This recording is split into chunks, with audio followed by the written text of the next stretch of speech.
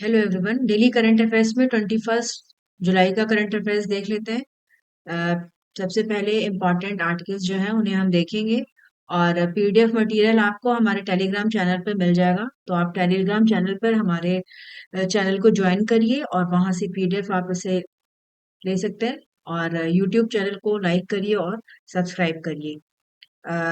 Main articles की बात करें तो जीएस पेपर में नेशनल एजुकेशन पॉलिसीज और इंडियन नॉलेज सिस्टम इससे रिलेटेड न्यूज है।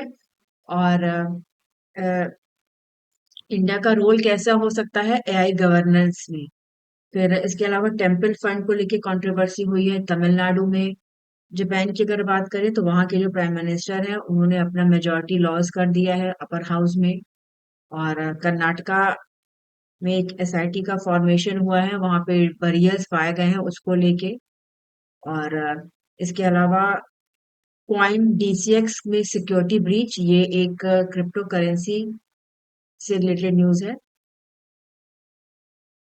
और इसके अलावा इंडिया आर्मी इंडियन आर्मी जो है वो एआई का यूज करने जा रही है और आने वाले टाइम में 26-27 से बात किया जाए कि इंटरनल सिक्योरिटी में इसका ज्यादा से ज्यादा यूज किया जाएगा। और अपना जो कैपेबिलिटीज है उनको बढ़ाने के लिए, साथ ही साथ सैटेलाइट सर्विलांस कैपेबिलिटीज को बढ़ाने के लिए भी काम होगा, क्योंकि ऑपरेशन सिंदूर में जो है वो डाटा रिसीव करने में कुछ प्रॉब्लम्स फेस करनी पड़ी थी। फिर कैसे जो सॉइल हेल्थ है उसका इम्प्रूवमेंट जरूरी है और उसका क्रॉप्स पे असर पड़ता है, ह्यूमन न्यूट्रिशन पे क्या इफेक्ट पड़ता है। फिर human wild life conflict in Chandrapur forest circle, तो ये कहाँ पे है इसको देख लेंगे, क्योंकि नाम पूछ दिए जाते हैं नेशनल पार्क्स और फॉरेस्ट रिजर्व्स के। इसके अलावा इंडोनेशिया के प्रोविंस में, रियाओ प्रोविंस में वाइल्ड फायर लग गई है। और प्रधानमंत्री मोदी जी जो है वो यूके और मालदीव्स की यात्रा पे जाने वाले हैं। फिर इसके अलावा इंटरनेशनल मून डे क्यों सेलिब्रेट किया जाता है। और मलेरिया वैक्सीन को लेकर है कि आईसीएमआर जो है वो पार्टनरशिप करने जा रहा है। फिर Koneru Humpy FIDE women world cup semifinals में पहुंचने वाली पहली भारतीय महिला बन चुकी हैं। और इसके अलावा एम श्री शंकर, इन्होंने लॉन्ग जंप टाइटल जीता है पोर्टुगल स्पेन में। और इंडियन रेलवेज ने Murugappa gold cup hockey tournament में जीत हासिल की है। तो सबसे पहले अगर हम देखें तो दिल्ली में जो है वो जो ट्रेनिंग कोर्सेज होते हैं, बीएड वगैरह के जो कोर्सेज होते हैं, उसमें टीचर्स को इंडियन नॉलेज सिस्टम में ट्रेनिंग दी जाने की बात कही जा रही है। और जो हमारा एनईपी है 2020 नेशनल एजुकेशन पॉलिसी, उसमें एम्फेसाइज किया गया है कि जो हमारे इंडियन नॉलेज सिस्टम है उनको बढ़ावा दिया जाए। और बताया गया है कि कैसे एयरक्राफ्ट की अगर इसमें बात कही गई है कि अ, जैसे कि हमें पढ़ाया जाता है कि राइट ब्रदर्स जो हैं इन्होंने पहली फ्लाइट स्टार्ट की थी, जबकि इंडिया में इनका कहना है कि जो पहला एयरक्राफ्ट था वो इंडिया के बापूजी तलपड़े इनके द्वारा उड़ाया गया था 1895 में। साथ ही साथ जो स्टूडेंट्स हैं उनको सुश्रुत आई सर्जरी किस प्रकार होती थी 6th सेंचुरी में, उसके बारे में पढ़ाया जाएगा। फिर साथ ही साथ जो हमारा हिंदू एपिक है महाभारत, उसमें इस पे कुछ केमिकल्स के बारे में बताया जाता है, तो उसे भी जो है ये पढ़ाएंगे। और साथ ही साथ इनका कहना है कि ये पंचकोश और 5 लेयर ऑफ कॉन्शियसनेस डेवलप करेंगे। और ये जो पंचकोश है ये उपनिषद में इसका मिलता है उल्लेख। और तो मतलब नेशनल एजुकेशन पॉलिसी जो है इसका एम है कि जो इंडिया का जो रिच कल्चरल हेरिटेज है उसको भी इंक्लूड किया जाए, ताकि जो आगे आने वाले जो बच्चे हैं उन्हें अपने हेरिटेज और कल्चर के बारे में भी काफी आइडिया रहे। और इंडिया का काफी पुराना कल्चर है, काफी नॉलेज है, विजडम है, इन सब पे आधारित है जो इंडियन फिलोसफी है। तो उसको जो है वो ज्यादा से ज्यादा आगे बढ़ाने की बातें कही जा रही हैं। उपनिषद की अगर हम बात करें तो ये कलेक्शन है एंशियंट संस्कृत टेक्स्ट का। और इसमें जो है वो हिंदुइज्म के जो है वो फिलोसॉफिकल कंसेप्ट्स हैं और आइडियाज इसमें हैं। और ये जो है वो वेद के पाठ हैं, और जो वेद है उन्हें जो है वो माना जाता है कि जो हिंदूज फिलोसॉफिकल थॉट्स होते हैं उनका ये फाउंडेशन स्टोन है। और पंचकोश की अगर हम बात करें तो ये 5 लेयर या 5 शीट की बात करते हैं कि आत्म को ज्ञान, सेल्फ का कैसे ज्ञान होगा इसके लिए। और ये जो लेयर्स हैं ये है,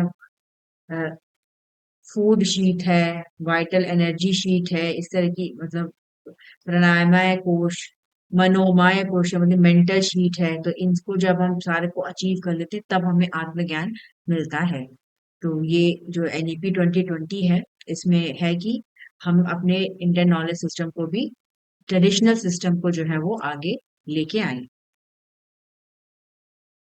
फिर नेक्स्ट ईयर 2026 में न्यू दिल्ली में एआई इम्पैक्ट समिट शेड्यूल्ड है और इंडिया इसको होस्ट करेगा।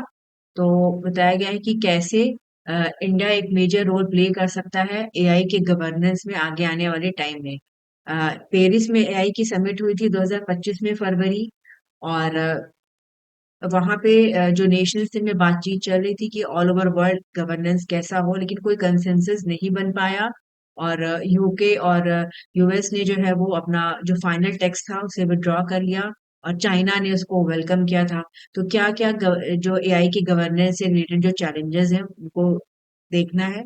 और इंडिया में अब चूंकि नेक्स्ट समिट होना है तो कैसे इंडिया जो है वो आगे आने वाले टाइम में जो है वो एक डेवलप कर सकता है कंसेंसस। क्योंकि इंडिया ने डिजिटली काफी काम किया है, आधार यूपीआई यहाँ पे काफी सक्सेसफुल रहा है। तो देखना होगा कि कैसे जो नेक्स्ट समिट है उसको इंडिया शेप करता है according to the needs of the world. फिर जापान की एक न्यूज है कि जापान के जो प्राइम मिनिस्टर हैं अभी, इनका नाम है शिगेरू इशिबा, और इनकी वहां पे कोalition गवर्नमेंट थी तो इन्हें जो है वो लॉस हुआ है अपर हाउस इलेक्शन में। और माना जा रहा है कि शायद वहां पे अभी गवर्नमेंट फिर चेंज हो, क्योंकि ये काफी वीक पोजीशन में है।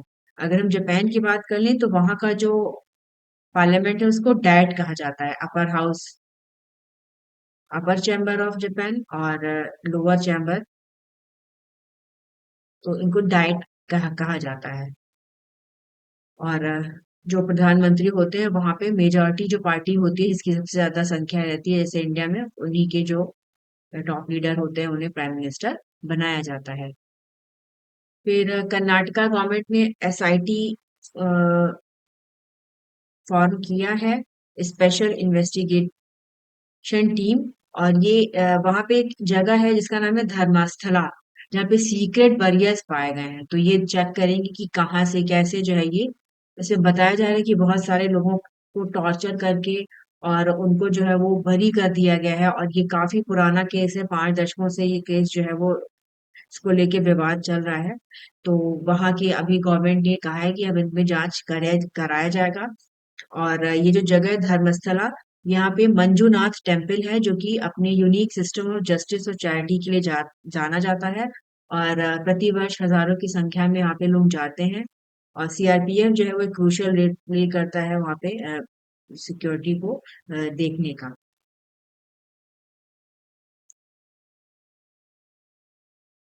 फिर एक राबिता रिड्रेसल सेल की बात कही गई है। जम्मू कश्मीर में गवर्नमेंट ने ग्रीवांस रिड्रेसल सेल बनाया जिसका नाम है राबिता सेल। और इसमें जो है वो माना बताया गया है कि हर दिन जो है वो बहुत सारे लोग अपना कंप्लेंट्स दर्ज कराते हैं, और उन पे जो है वो गवर्नमेंट कार्रवाई करती है। तो ये अगर राबिता कहा पूछा जाए कि कौन से गवर्नमेंट का है तो ये जम्मू एंड कश्मीर का एक इनिशिएटिव है ग्रीवांस रिड्रेसल के लिए। फिर इंडिया का करेंसी, क्रिप्टो करेंसी एक्सचेंज है जिसका नाम है क्वाइन डीसीएक्स। तो ये आप नाम याद रखिएगा, क्वाइन डीसीएक्स क्या है ये। तो इसमें बात कही गई है कि सिक्योरिटी ब्रीच हुआ है और करीब $42.2 मिलियन का नुकसान हुआ है। और अभी इनकी जो कंपनी की जो फाउंडर्स है उन्होंने कहा है कि नहीं, जो भी हमारे कस्टमर्स हैं उनके जो वॉलेट हैं वो सेफ हैं, लेकिन अभी देखना होगा कि ऐसा क्यों हुआ और कैसे हुआ। और इसके पहले वजीर एक्स, ये भी एक क्रिप्टो करेंसी से रिलेटेड एक्सचेंज है। तो यहाँ पे भी जो है वो इस तरह की घटना हुई थी और उसमें जो है वो टू 30 मिलियन तक का लॉस जो है वो हुआ था। क्वाइन डीसीएक्स के जो फाउंडर्स हैं, को फाउंडर्स हैं सुमित गुप्ता और नीरज खंडेलवाल, और उन्होंने एक्सप्लेन किया है कि सर्वर सर्वर का जो ब्रीच हुआ है वो उसकी वजह से कस्टमर्स के असेट्स पे कोई प्रॉब्लम नहीं आई है। और क्रिप्टो करेंसी की बात कर लें तो ऑल ओवर वर्ल्ड काफी सारी क्रिप्टो करेंसीज अभी चल रही हैं, जैसे कि बिटकॉइन तो था ही, कॉइन है, उसके बाद स्टेबल कॉइन्स आ गई हैं। तो इनका जो डायमेंशन है वो बढ़ता जा रहा है, और साथ ही साथ जो साइबर थ्रेट से रिलेटेड इश्यूज है वो भी इनको फेस करना पड़ता है। और यूएस ने जो है वो स्टेबल कॉइन्स को लेके एक एक्ट, अपना जीनियस एक्ट भी ले आया है। तो आगे आने वाले टाइम में माना जा रहा है कि आगे जो कंट्रीज हैं वो भी इस तरह का अपना सिस्टम ले आ सकती हैं। फिर इंडिया अपना जो एग्जिस्टिंग सैटेलाइट सिस्टम है इसको और भी मजबूत बनाएगा। और माना जा रहा है कि जो डिफेंस डिफेंस फोर्सेस जो है उनको रियल टाइम मॉनिटरिंग के लिए जो है वो ये जो सैटेलाइट्स हैं वो हेल्प करेंगी कि कहाँ पे क्या, स्पेशली जो बॉर्डर एरियाज हैं, जो सी से जुड़े एरियाज हैं, वहां पे क्या क्या एक्टिविटीज हो रही है उनको मॉनिटर करने में। अभी का जो सिस्टम है वो कार्टोसैट और रीसैट है, और इनकी मदद से हमें डाटा जो है वो अवेलेबल होता है। और इंडियन आर्मी जो है वो कोलैबोरेशन करने जा रही है। मैक्सा टेक्नोलॉजीज, ये एक कंपनी है जो कि एडवांस्ड अर्थ ऑब्जर्वेशन सैटेलाइट्स को जो है वो ऑपरेट करने का काम करती है। तो कैसे जो है हम अपना जो रिजोल्यूशन है वो और बढ़ा सके। इंडिया में जो दोनों सिस्टम है, कार्टोसैट और हरीसैट, तो ये एनिमी के मूवमेंट को ट्रैक करने के लिए, स्ट्राइक्स को ट्रैक करने के लिए जो इनका यूज किया जाता है। और जो कार्टोसैट है वो, उसका जो रिजोल्यूशन है वो 30 सेंटीमीटर का है, और करीब 50 सेंटीमीटर तक का एरिया का इंफॉर्मेशन जो है वो मिलता है। तो इंडिया जो है वो अपग्रेड करना चाह रही है अपना जो सैटेलाइट इंफ्रास्ट्रक्चर है, और उसके लिए जो है वो 52 सर्विलांस सैटेलाइट्स जो है उनको डिप्लॉय किया गया है under space based surveillance program. और ये ऑपरेशन सिंदूर के बाद इनिशिएट किया गया है, ताकि जो लैंड और सी बॉर्डर्स हैं उनको प्रॉपर तरीके से मॉनिटरिंग उनकी किया जा सके हर वेदर में। और इसके पहले जो यूनियन कैबिनेट था उसने $3.2 बिलियन का जो है वो अप्रूवल किया था SBS-3 प्रोग्राम के लिए। और जो ये 52 सैटेलाइट्स लॉन्च की जाएंगी, इसमें से इसरो के द्वारा 21 सैटेलाइट को लॉन्च किया जाएगा, और बाकी जो प्राइवेट कंपनीज हैं ये 31 को लॉन्च करेंगी। तो आगे आने वाले टाइम में जो सर्विलांस सिस्टम है हमारा वो और भी ज्यादा मजबूत हो जाएगा। फिर एक आर्टिकल है चंद्रपुर फॉरेस्ट सर्किल से, जहाँ पे ह्यूमन वाइल्ड लाइफ कॉन्फ्लिक्ट काफी बढ़ गया है। और यहाँ पे जो टाइगर पॉपुलेशन है बताया जा रहा है कि वो काफी बढ़ गई है। 2020 में 191 थी और अभी बढ़ के 347 हो गई है। तो इस रीजन में काफी अटैक्स किए गए हैं विलेजर्स पे टाइगर्स के द्वारा। और यहाँ पे जो है ये तबो तडोबा अंधेरी टाइगर रिजर्व जो है वो है। और ये एरिया जो है ये इसके आसपास करीब 106 जो है वो विलेजेस हैं, और ये काफी प्रोन होते हैं। यहाँ पे अक्सर जो है वो टाइगर अटैक सुनने को आता है, क्योंकि टाइगर की पॉपुलेशन बढ़ रही है। तो उसका इम्पैक्ट यहाँ पे काफी देखने को मिल रहा है। और एक मेल टाइगर को कम से कम 40 स्क्वायर किलोमीटर का एरिया चाहिए होता है प्रॉपर तरीके से जो है वो रहने के लिए। और चूंकि अब यहाँ पे टाइगर्स का नंबर बढ़ गया है, तो उस वजह से जो है वो कॉन्फ्लिक्ट भी बढ़ रहे हैं। और ये जो तदोबा अंधेरी टाइगर रिजर्व है, ये पूछ सकते हैं कि कहाँ पे है। तो ये महाराष्ट्र में है, प्रोटेक्टेड एरिया है, और ये महाराष्ट्र का ओल्डेस्ट और लार्जेस्ट नेशनल पार्क है जो कि 1955 में बना था। तो इसका नाम आप याद रखिएगा। फिर इंडोनेशिया के रियाओ प्रोविंस में जो है वो आग लग गई है, और वहां पे पीट फायर्स जो है वो लगी है। पीट लैंड्स की अगर हम बात कर लें तो ये ब्रायोफाइट्स और बाकी सारे जो लोअर प्लांट्स होते हैं उनका जो ये कंपाइलेशन होता है, और इसमें ये काफी जो है वो कार्बन में रिच होते हैं, तो इनको बुझाना भी काफी मुश्किल होता है। और इससे काफी जो है वो धुआं निकलता है। और ये जो है माना जा रहा है कि ये जो आग है ये मलेशिया और सिंगापुर तक जो है ये पहुंच सकती है, क्योंकि ये बहुत तेजी से स्प्रेड करता है। तो इसमें जो है वो जो डिकेड प्लांट मैटर होता है उसका एक्युमुलेशन होके ये हीटलैंड जो है ये बनते हैं। लेयरिंग हो जाती है इसमें नेचुरली, जो हमारे प्लांट्स वगैरह है वो सड़ सड़ के जो है वो उनका पूरा एक मटेरियल मोटा तैयार हो जाता है।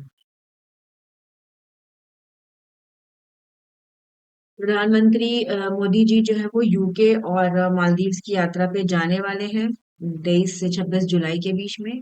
और यूके में उम्मीद की जा रही है कि वहां पे ट्रेड एग्रीमेंट को लेके बातचीत होगी। और मालदीव्स का 60th इंडिपेंडेंस डे सेलिब्रेशन होना है, तो उसमें एज ए चीफ गेस्ट ये जाएंगे 26 जुलाई को। और मालदीव्स के साथ इंडिया की जो रिलेशन है उनमें थोड़ा सा उतार चढ़ाव देखने को मिला था पिछले साल। वहां पे जब नई सरकार बनी थी प्रेसिडेंट मोहम्मद म्यूजू की, तो अ, उन्होंने जो है वो इंडिया के अगेंस्ट कुछ चीजें बोली थी। उसके बाद से बॉयकॉट मालदीव्स का कैंपेन भी चला था। तो अब देखना होगा कि दोनों कंट्रीज कैसे पार्टनरशिप को आगे बढ़ाती हैं। और यूके की अगर हम बात कर लें तो वहां पे भी जो है ये दोनों ही कंट्रीज आपसी जो सहयोग है उसको बढ़ावा देने के लिए defence, security, climate change, health, education, इन सारे सेक्टर्स पे काम करेंगे। फिर इंटरनेशनल मून डे सेलिब्रेट होता है हर साल 20 जुलाई को। और ये सेलिब्रेट होता है first human landing on moon. Apollo 11 गया था 1969 में, तो इसीलिए जो है ये मून डे मनाया जाता है।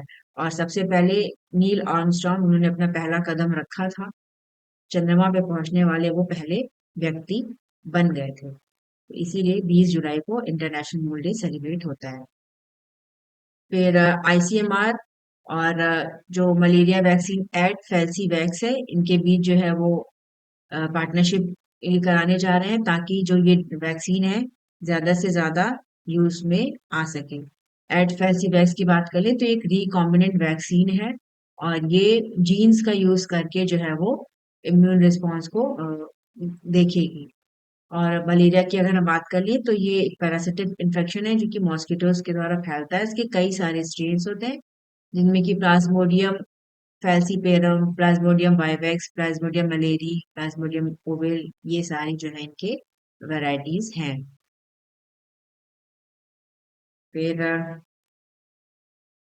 स्पोर्ट्स का अगर हम देख लें तो कोनोरू हम्पी जो है वो इन्होंने इतिहास रचा है। ये पहली इंडियन हो चुकी है वुमेन जो कि फिडे के वुमेन वर्ल्ड कप सेमीफाइनल में पहुंची है, और इन्होंने मैच में चाइना की यूजिन सॉन्ग को हराया है। और वुमेन वर्ल्ड कप की बात करें तो ये एक हाई प्रोफाइल इवेंट होता है वर्ल्ड चेस का, और इसमें दुनिया भर की जो फीमेल प्लेयर्स हैं वो पार्टिसिपेट करती हैं। फिर इंडिया की लॉन्ग जंपर है, इनका नाम है एम श्री शंकर, और ये पहले स्थान पे रहे हैं। और इन्होंने पुर्तगाल में चल रही इवेंट में पार्टिसिपेट किया था, और वहां पे इन्हें पहला पुरस्कार मिला है। इन्होंने करीब 7.75 मीटर तक का जो है वो जंप किया। तो ये आज 21 जुलाई से रिलेटेड सारे इम्पोर्टेंट आर्टिकल्स थे।